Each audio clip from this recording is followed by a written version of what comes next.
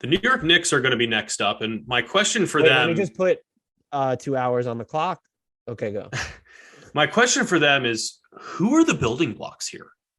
Because until you determine that, it's really tough to figure out where to go from here. And if you look up and down this roster, there are what, 5 or 6 players where you can ask the is he a building block question and not really have a clear answer. Julius Randle looked like it last year, did not look like it this season. Are you trying to move him? RJ Barrett, probably the most clear-cut yes answer to this question. Mitchell Robinson, given the complete lack of growth we saw in regression in some important areas, I'm not sure that he should qualify. Quickly, he just slashed 39-2, 34-6, 88-1. And then we get to like Obi Toppin, Cam Reddish, Quentin Grimes, Miles McBride. Like That can't, by the way, these guys were disaster. yeah. These are guys where like, yeah, there's some upside. Do you want to call them a foundational piece? I mean, if you do, like, congrats on your perpetual lottery appearances. So I struggle to come up with any sort of feasible, cohesive, concrete plan for New York until you can answer this question, which is just who are you building around? Is it only Barrett? Look, so I would frame it this way to answer your question before we get into mine. There is no one, absolutely no one on this roster that would affect who I target in the draft if I think they are the best player available. That includes Barrett. I don't care if there would be overlap. It just so happens that Barrett would probably be pretty easy to fit into whoever or in a trade.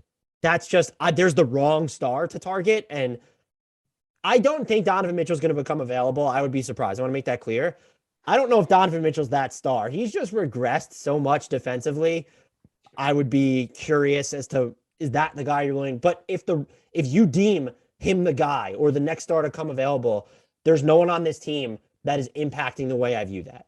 And that includes Barrett. Fair. I think he showed a lot of improvement towards the end of the season, but like until that aggression translates to more efficient finishing at minimum, I don't know that you could call him. He is their best building block. And I think I'd be willing to go too deep here and say him and Quickly are the closest you get to foundational pieces. I just think Toppin, shot of adrenaline, he's always going to be more complimentary than not.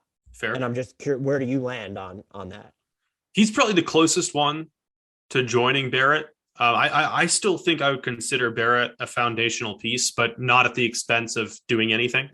Toppin is probably my number 2 in that conversation, which probably says a lot about the state of the Knicks right now, because he would not be a number 2 for almost any other team. So the defense is still a huge issue.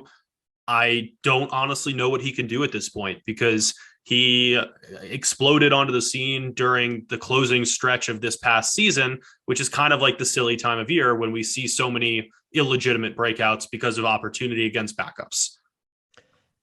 Which is fair. I mean, yeah, and Obi Toppin. I'm out on Quickly though. You're out? I'm out on Quickly. I just don't see it. Why? I don't see if without him being a lockdown defender, which he's not, I just don't see the offensive efficiency to justify the role that he needs to fill. That might be one of the more takes that I fundamentally disagree with that you've had. To put him in as a foundational piece in a vacuum, I get that skepticism, but to just be out just on someone who can hit these like long off the dribble threes, has the stop and start floater, I think is getting a little bit better as a If passer. you want to talk about him filling like the Jordan Clarkson role, awesome. No. Beyond that, like, I don't think I see much more. I think he is more likely to fill, and I think this player is going to be significantly better just based off how he finishes and can get to the basket, where Quickly's game is always going to stall out. He is more likely, the outcome for me is he's going to be his peak to a Jordan Poole than Jordan Clarkson. Whoa. Jordan Clarkson doesn't have the playmaking awareness or there's the versatility on offense. But I am currently viewing Jordan Poole as a future multi-time All-Star. I would say that I don't think Quickly's a multi-time All-Star, but to say that he's like Jordan Clarkson is his ceiling feels borderline insulting. I'm okay with that. My question for them. I'm not here to save his feelings, Dan. But you are here to be accurate, and I feel like that one's wildly to just be out on Emmanuel Quickly after a year or two when he didn't receive like actual developmental time until like really towards the latter third of the season. Sure, what? You're not defending your point. You're just saying, sure, what? I don't see it, even when he is on the floor. Like, can you ascribe something to that other than I just don't see it?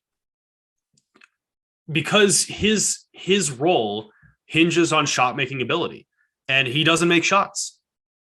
To me, it's as simple as that. Like, it's the fundamental issue is that, yeah, he makes those occasional super difficult looks that then give him the confidence to keep firing away at these inopportune times. That's a tough mentality to change, especially when he's not hitting them with any sort of consistency. Like, what in the statistical profile, granted, the situation has been bad, the development has been bad, the coaching has been bad, but what has he done that's like concrete evidence that there is something to fall in love with here? He increased his assist rate by 50% this year on lower usage in general. He also improved his 2-point percentage by like 4 percentage points while not taking appreciably easier. To what? What? It's year 2. You're 45% on twos is not something that I'm going to declare as the end of the world, especially when it's not him getting to the rim every 5 seconds and missing bunnies. So like it'd be nice if he got to the rim more. 9% of his shots coming at the rim last year, but he's still like 63.1% inside 3 feet. There are worse marks to have. I agree that the shot selection could improve, but to even be around 35% from 3 on the volume that he was propping up in lower minutes, on the difficulty that was ascribed to a lot of his looks.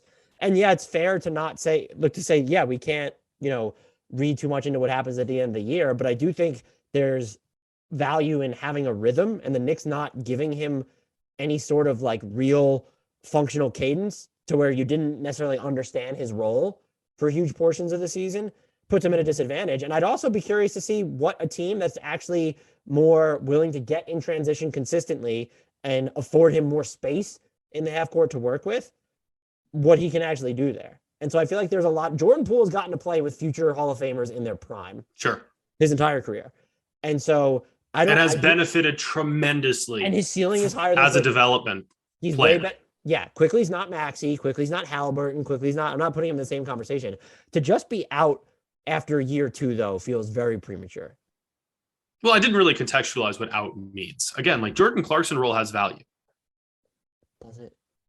Yeah, absolutely. Year voters, yeah, for sure. Well, there's still a lot of value in having that guy who can come off the bench and take and hit some difficult shots. I just don't know how scalable that is.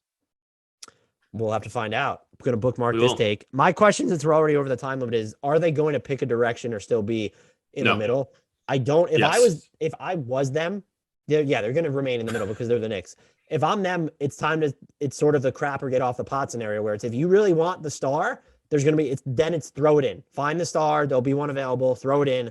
Actually try and build what could be a real contender, or like trade the veterans and let's see what the kids give you. And I still remain a proponent of, if you're the Knicks, and people have told me they think that the Knicks would need to get a first-round pick or 2 as part of this, I'm absolutely trading Julius Randle, Evan Fournier, and Alec Burks for Russell Westbrook.